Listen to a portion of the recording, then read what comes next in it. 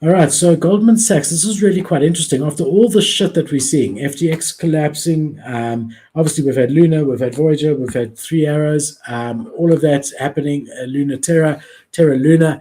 And now, recently, after the FTX collapse, we've got Goldman Sachs saying, okay, we're now ready to pour millions Mm. into crypto startups.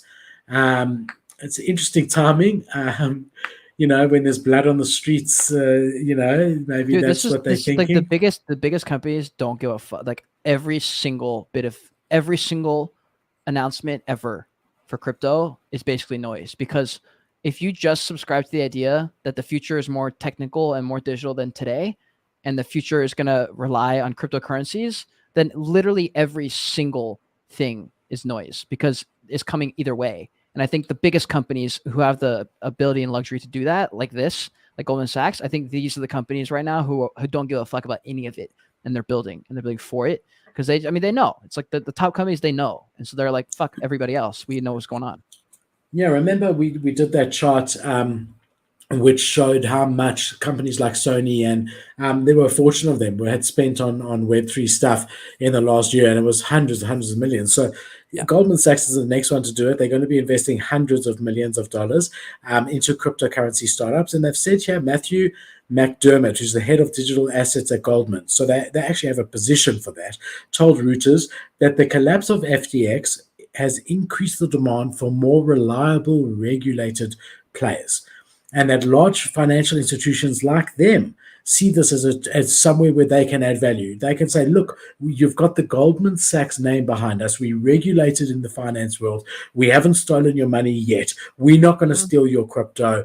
And I think they're right. I think they do have that level of reputation that any new crypto exchange does not have. Yeah, no, I agree. No, I agree. I think it's fine. I like this. Yeah, they said that they will still be investing despite what's happening in the sector. Um, but very bullish. They very bullish on it. Its CEO David Solomon told reporters on November the 10th, as FTX story unfolded, that he regards cryptocurrencies as very speculative. He sees enormous potential in the core technology, which is always what I say. The blockchain technology is the future. Whether pictures of animals are or not is doubtful, but Yeah, blockchain technology is the future, right? agreed. Interestingly Yeah, enough, big rivals like Morgan Stanley do not believe this right at this point yet. yeah. He did not believe that blockchain technology was the future as much as these Well, it's because guys. some people So, invest based on currently what it does. Like some people invest more futuristic stuff. Some people are like, look, if it doesn't do something today, then I can't know that it's gonna do something later. And so some people invest with that mindset. Some people don't. So it kind of depends on like your risk tolerance and like kind of how you are as a person. If you're like more conservative yeah. and stuff. Also, in any sort of in marketing. So I've got a BCom marketing degree.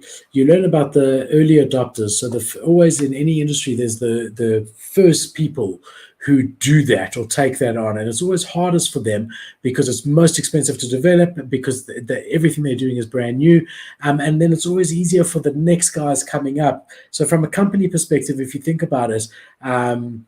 I was going to use the social media example, but you weren't around before Facebook, so it Mm, might be lost on you. yeah. Um, but before Facebook, there was MySpace, and MySpace really was the first. There was actually MSN before that, which was Yeah. just a chat app. They were the first, and their technology, they spent years developing and whatever. And then once people could conceptualize that this is actually a thing and this is how it looks, they spent a week copying everything and just marketing it well, and Yep. all of a sudden, then you have Facebook, right?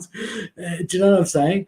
And it's the same thing with consumers. You get the early adopters who wait outside the Apple store Mm-hmm. to be the first to buy that iPhone, and then you get the guys who are quite close to that, but they're happy to buy it a week or two later, and then you get the guys who are quite happy to buy them secondhand Yep. 2 or 3 years later for a quarter of the price, and so on and so forth. You get these different stages of Yeah. that cycle. We've seen that play out now. Some people in the banking industry are the early adopters, and they're happy to be the first because what's the benefit of being an early adopter from a business perspective is that you are always remembered as the first to market. Right. You always have that reputation of being the guys who took the risk, and that takes you quite a long way, right? But you I see, agree. with Nokia and Apple were not first to market. Nokia was, and where's Nokia today? Yeah, Even BlackBerry was before Apple, right? it's true. It's true. I mean, look at the all the first collections. Only like one has survived as important. It's just punks. All the other first movers don't matter. Yeah, for At now. least right now. Maybe Plasma Bears or something comes back one day, but that's a tough one. You really just don't know. You literally don't know. Yeah, everyone thought Yahoo was probably going to be it, and then Yahoo just was like, nah, not us. It's Google.